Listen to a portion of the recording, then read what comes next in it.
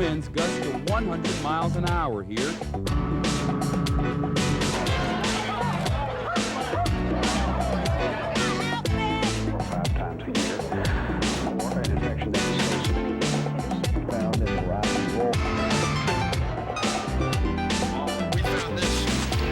Found in the Southridge apartment.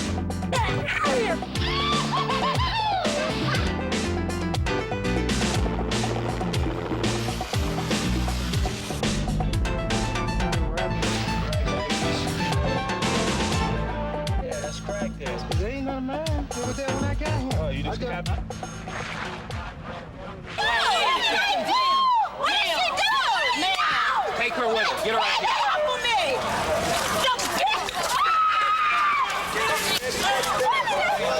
Get her handcuffed. Get her. A night of what many police call unprecedented violence in downtown Orlando. You're watching two of many arrests on the streets of the city's entertainment district. Police say a large crowd refused to break up. Then this.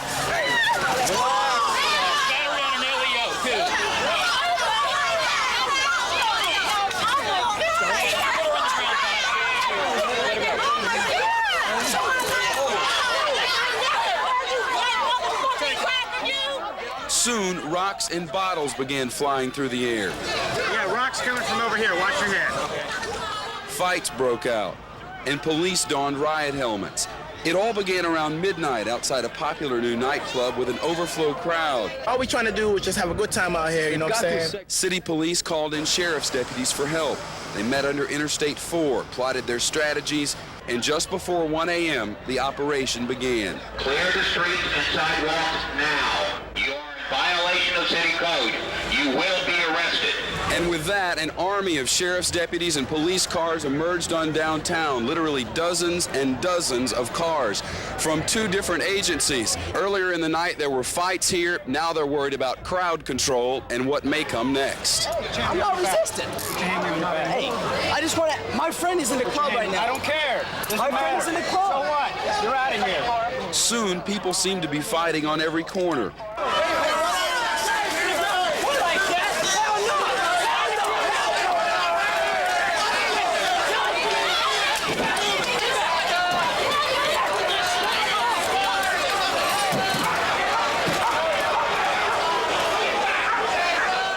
Bottles were flying. Watch it! Watch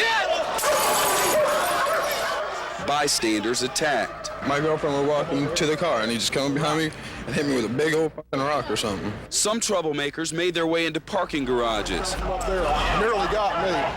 They brought in canines to help quiet the crowd while the people circled the block and the violence began again. Police sprayed this man with mace and then came up to try and subdue him. It may have been pepper spray, actually, and now they're working to arrest him. This is at least the 6th arrest, but thus far it hasn't become too violent. In the end, at least 4 people treated by paramedics for injuries, at least 1 taken to a hospital. 1 nightclub storefront smashed, and what appeared to be dozens of people hauled away by police. In this special report tonight, health specialist Charna Wiese takes us inside to experience the chaos and the drama, the fear and the hope, to meet the men and women who make the difference between life or death.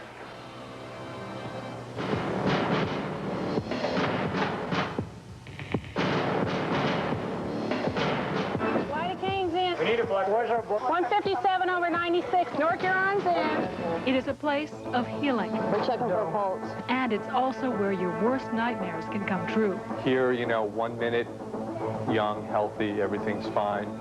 The next minute, you know, deathly ill, moribund, or dead. Will you put a Foley in him now, Margaret? There are times when me and the staff here will just turn to each other and say, I have to go home and hug my child. This is the trauma room, a place where the most seriously injured, seriously ill patients are taken, where a dozen, maybe more, doctors and nurses frantically work to save every life. And I've got to tell you, it's very disconcerting. I feel very nervous standing here knowing that there are people in town, minding their own business, going about their lives, people who have no idea that sometime today they're going to become patients in these beds. You thrive on the not knowing. It keeps you on your toes and it keeps you thinking. We have seen miracles. A young man who was running down a hotel hallway and didn't realize there was a glass wall at the end and went plummeting 75 feet down and came in with a severe head injury. And nobody expected him to live. Within 3 weeks, he recovered completely. We see miracles. But those miracles do not come easily. It may take a dozen or more people to make the difference between life and death. This is a time when you can lose the patient in no time. One doctor, a trauma surgeon, makes the calls. Another, an emergency room physician, works on the airway to keep the patient breathing. The nurse is responsible for the fluids to make sure the patient has 2 IVs, get the blood pressure, get them on the monitor, push drugs. Watching the doctors, nurses, and techs work around the fear and the blood may make you wonder, why do they do this job? I think that most people who are involved in this kind of work really are adrenaline junkies to a certain extent, and it's going to be very exciting. I love it, and the people that stay the longest are the people that do love it. You know, they don't just do it because it's a job, or they do it because they love it.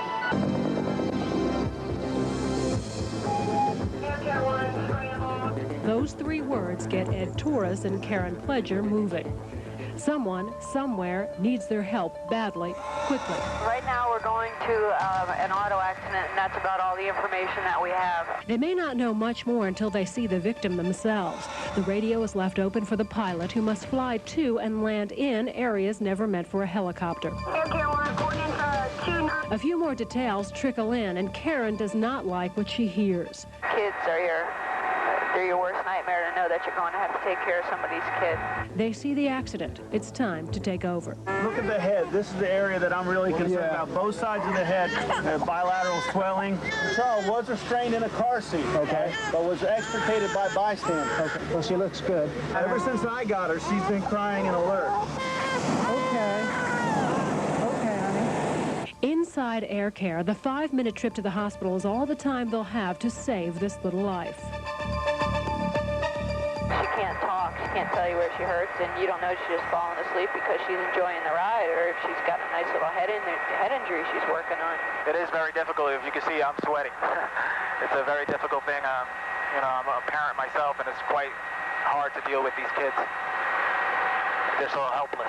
I saw a baby in there, and it's, oh my gosh, this one caught me way off guard.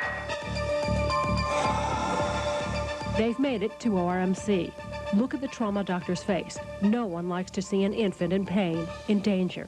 But Ed and Karen cannot stay to see how she does. This baby is out of her hands. As day turns into night, another call is already coming in. We're going to Oviedo for a gunshot wound. We don't know a gunshot wound to what or who. Better not be another kid. Wiggle your toes for me. We're going to go in a helicopter, okay? It's going to be a lot of noise. We're going to take you to ORMC, the trauma center, okay? So they can take care of you. I need you to talk to me when you get a chance, okay? Don't fall asleep on me. You keep your eyes open, okay? This is a trauma alert. We advise a code red patient. Like I said, there's going to be a lot of people checking you. This man's made it to the hospital too, but it's time for the rest of the team to take over again. But it's also a rare chance for Karen and Ed to check in on their little friend. She's awake and doing all the things a baby is supposed to do, thanks to 2 strangers who came from the sky to save her life. The major topic of conversation, of course, this afternoon has to do with the Kennedy trial. It's now before the jury in West Palm Beach. Jim, you're on 740 Wins. Men had better be careful, and they better have a lot more respect for women than they have had in the past, because I think women aren't going to take this anymore. Well, I don't blame them. The prosecutor Lash just did a terrible job of presenting the state's case, whatever the state had. I think she missed an opportunity to score some points. I think she just did a lousy job. Is there any way we can get, send him a card or something to him saying that there's some people out here that are rooting for him? Well, let's wait and see what kind of an address he has. It might be the Kennedy compound, or it might be Rayford. Let's just give it a few more hours. The jury has apparently reached a verdict. We find the defendant not guilty. How could you ever think that they'd come back with a guilty verdict? Because the guy's guilty. Well, I think he's guilty too. But based on the way that the state presented its case, there was no question they were going to find him not guilty. But this is a field of dreams for Florida's farming future. This is Zellwood, Florida, home of America's Cadillac of corn. it is picking up across the nation. A lot more people are aware of where this corn comes from. They like it quite a bit. It has very high sugar content. Seems to be getting quite popular, and we expect, more of a demand as years go by. A demand that yielded an ear-pleasing $15 million plus last year. A demand that seasonally employs over 1,000 to harvest nearly 8,000 acres. The taste of these kernels is so unique, people leave Ohio's corn country for the likes of this, Zellwood's own delicacy. I like the corn more than northern corns, which are more coarse and rough. This summer sweetness comes from the area's climate, humidity, and muck soil. Add the stalk season, and you've avoided the Sunshine State's past winter wickedness. By the time our corn comes up, we wouldn't get a hard freeze. Rather, an ideal crop with a golden future for Zellwood growers and corn lovers, with more and more cobs looking like this. In Apopka, Stacy Strazes, WCPX Channel 6 News. And we see on these airplanes about 400,000 boxes that have been packed by families, by children. It's a project that is children giving to children. Special people have come together. Poor people, rich people, it's people from all over the world that have joined together. Our focus for the children are children that have been devastated by war and famine. Children that would have no Christmas. Children that have absolutely no hope. This area is 90% Croat house. Every house, Croat house. And every Croat house destroyed. These people live in refugee camps, most of them. The children in this little church are from an area here called Turin. This is on the front lines just 6 months ago. This building was being shelled and hit every day by bullets. So these people have suffered in a tremendous way. This is their first year for many of these kids that they've ever had peace. I'm glad that it's peace now. Silent night, holy night, all is home. Is there a reason why you guys chose Silent Night? Yeah. There's no bombs right now, no shells right now. So I thought it was kind of appropriate. Hopefully it's a holy night here for some folks. And a silent night.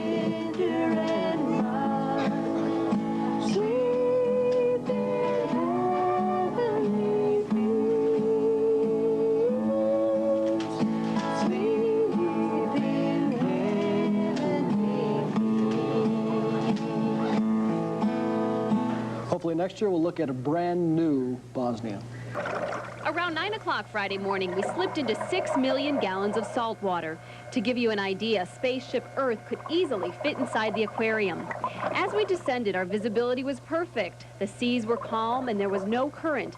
Now, if that doesn't sound like a perfect dive, it gets better. A Disney guest wishing to drop 27 feet below the waterline needs nothing but a bathing suit. Really, all they need is their certification card. We'll supply, and a bathing suit, and we supply everything else. All the gear supplied, towels and soap and shampoo and all that stuff. Guests will go for about a 30-minute dive here in the Living Seas Aquarium, and during their dive, they'll see anywhere from 3,000 to 5,000 reef inhabitants. Everything that you would ever want to see is down there. We have sharks, turtles, rays, sawfish, big tarpon, a big jewfish. It's a lot of different species.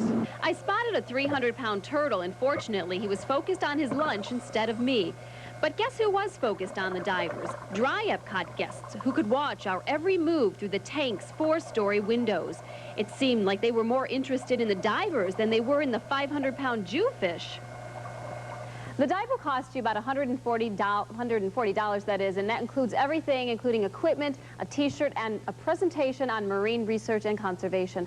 But remember, you must be a certified diver, and you better sign up early because it's expected to be a very popular addition to the park. Back to you, David and Lisa. Here we are. We're out at the Kissimmee Airport, and I'm about ready to get on Snowbird number 4, the Canadian Snowbirds. This is going to be the ride of my life. First order of business flying a military jet is strapping on a lot of hardware. First a flotation vest, then a parachute. That goes with the ejection seat, by the way. The shoulder harnesses, lap belts, helmet, oxygen mask. I'm lashed in so tight I can barely move. All right, we're getting ready to go flying with the Canadian Snowbirds right now, and I'm in aircraft number 4. This is my pilot, Will McEwen. Will McEwen, thank you very much. And this oxygen mask is in my way, but we're going to have a great time. Our crew chief, Denny, tells us to have fun, eh? The Snowbirds are an elite collection of Canada's finest military pilots. 9 airplanes fly in tight formation. How tight, you ask? Well, the tail on that lead plane up there is 3 feet from our canopy. We don't start off that close. We'll practice over the winter for 6 months and actually get closer and closer. So it's a concentration and a lot of practice. Look up grace in the dictionary. There's just one word: snowbirds. 400 miles an hour over the top of a beautiful wingover. Captain McEwen jockeys the controls to stay close as we speed past the Kennedy Space Center and wave hello to the shuttle team. Throughout the flight, Snowbird 1 barks out commands, and like robots, the 8 other jets slide into different formations. But then we break formation, and it's time to have fun. So this is what it's like to be a snowbird. Go get him. We go over there. You still see him? Oh, yeah. All right, slow it down. That's at least a 10-footer, wouldn't you think?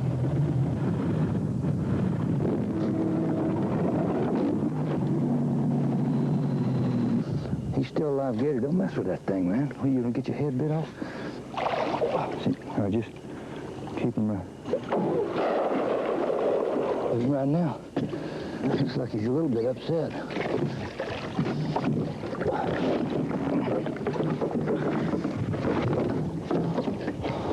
Keep coming. Taking on a little water. Water back there. Counterbalance you all. All right, let me pull him this way. See if I can get a hold of him. Hold on.